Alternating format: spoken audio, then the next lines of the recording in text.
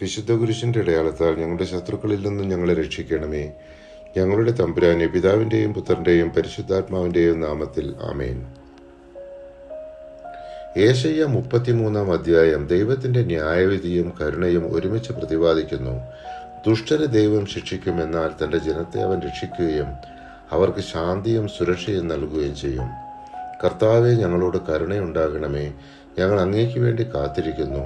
ഓരോ പ്രഭാതത്തിലും ഞങ്ങളുടെ കരവും കഷ്ടതയുടെ കാലത്ത് ഞങ്ങളുടെ രക്ഷയുമായിരിക്കണമേ.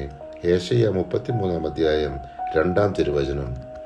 യേശയ്യാ 34 അധ്യായം ദൈവത്തിന്റെ സർവ്വജനങ്ങളോടുള്ള ന്യായവിധിയും പ്രത്യേകിച്ച് ഏദോം രാജ്യത്തോടുള്ള ശിക്ഷയും പ്രതിപാദിക്കുന്നു.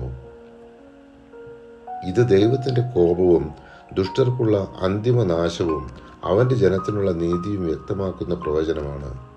കർത്താവിന്റെ ഗ്രന്ഥത്തിൽ കണ്ടുപിടിച്ചു വായിക്കുക. ഇവയിലൊന്നും കാണാതിരിക്കുകയില്ല, ഒന്നിനും ഇണയില്ലാതിരിക്കുകയില്ല. എന്തെന്നാൽ കർത്താവിന്റെ അധരങ്ങൾ കൽപ്പിക്കുകയും അവിടുത്തെ ആത്മാവ് അവയെ ഒരുമിച്ച് കൂട്ടുകയും ചെയ്തിരിക്കുന്നു. യേശയ്യാ 34 അധ്യായം 16 തിരുവചനം. യേശയ്യാ 35 അധ്യായം ദൈവത്തിന്റെ വീണ്ടെടുപ്പും സന്തോഷവും പ്രതിപാദിക്കുന്ന ഒരു പ്രത്യാശാ പ്രവചനമാണ്. മരുഭൂമി പൂത്ത് ഫലപ്രദമാവുകയും ദൈവജനത്തിന്റെ രക്ഷയും സന്തോഷവും ലഭിക്കുകയും ചെയ്യുന്ന ഭാവി ദർശനമാണിത്. ഭയപ്പെട്ടിരിക്കുന്നവരോട് പറയുവിൻ, ഭയപ്പെടേണ്ട, ധൈര്യം അവലംബിക്കുവിൻ.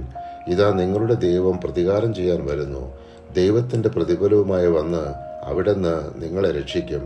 യേശയ്യാ 35 അധ്യായം 4 തിരുവചനം. പരിശുദ്ധാത്മാവേ, തിരുവചനത്തിന്റെ അനന്തശക്തിയാൽ ആത്മാവിന്റെ ബലങ്ങളും ദാനങ്ങളും നൽകി തീക്ഷ്ണതയാൽ ഞങ്ങളെ ജ്വലിപ്പിക്കണമേ. ആമേൻ.